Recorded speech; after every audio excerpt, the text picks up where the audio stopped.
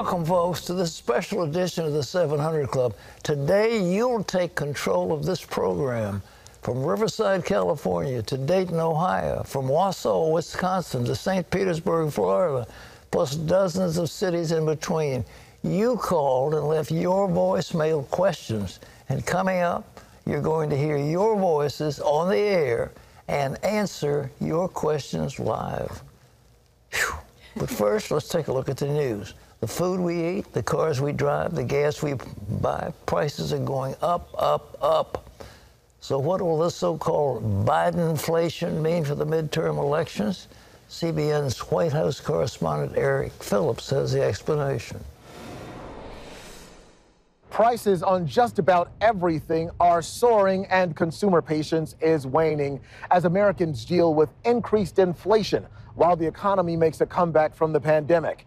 The White House promising prices will level off. The question, how long will that take? And will Republicans in the meantime be able to ride what some in the GOP are calling Bidenflation to a midterm election victory? You can't miss it. Americans are paying more for the food they eat, the cars they drive, and the gas that fuels them. Republicans are pointing the finger of blame at Democrats who are in majority power, especially the chief Democrat, President Biden. These continue to cause crises for every American family. Gas prices are up 45.1%. Used cars and trucks are up 45.2%. Fruit at the grocery store is up 7.3%. Milk is up 5.6%. The president insisting the increases are temporary. Economists call all these things transitory effects, and they account for about 60% of the price increases we've seen over the last few months. But even if that's true, people across all socioeconomic lines are still feeling the pinch right now. According to a recently released Fox News poll, 83% of respondents are concerned about inflation. We did notice the dairy stuff is going up. Usually spend, maybe 20% more, 10% more. The cost of produce has gone up, especially we shop at Whole Foods and anything organic is expensive. A separate poll being released by Republican nonprofit American Action Network indicates 88% of voters say they are worried about the rising cost of living, 73% about possible tax increases. And Joe Biden, by the way, promised he wouldn't raise taxes on hardworking families. And yet he already has, because inflation hits the lowest income people the hardest. Republicans see an opportunity with the upcoming midterms because higher prices resonate with voters across all socioeconomic levels. Republicans hope it's their ticket to regaining power in Congress and maybe even convincing some to change political parties in light of what they call Biden runaway spending. Case in point, a $3.5 trillion budget reconciliation package to fund social programs ranging from child care to free college tuition to environmental initiatives.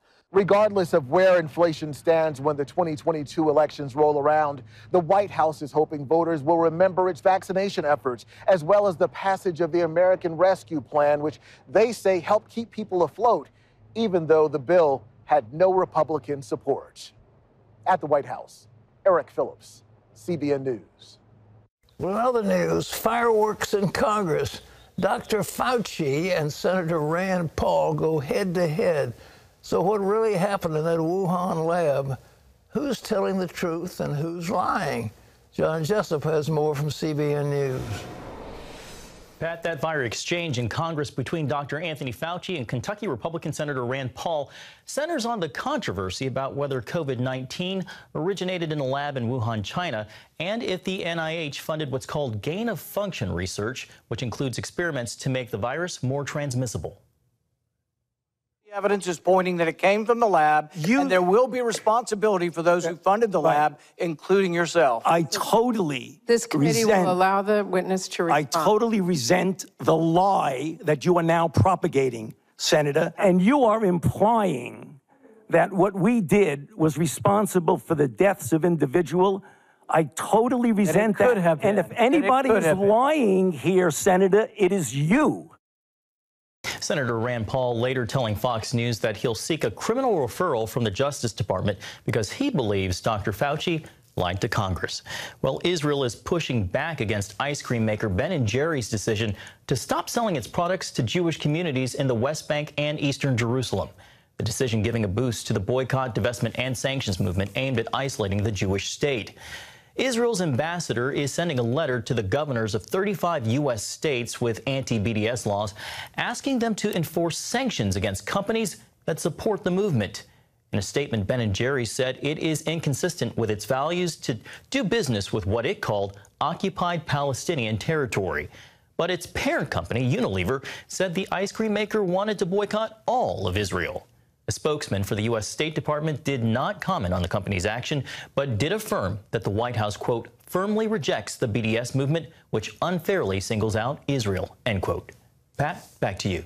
Well, I'm just not going to buy Ben & Jerry's. I'm not sure I have bought it up to date anyhow, but... Well, I have, and I really am kind of sad, but, you know, they don't know that scripture, Pat, that says those who bless Israel shall be blessed. That's right. Those who curse Israel shall be cursed.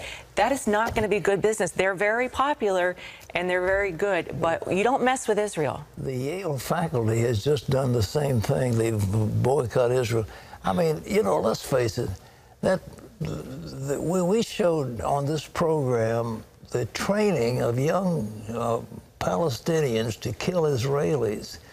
The whole idea of having a two-state solution is just a chimera. It will not happen.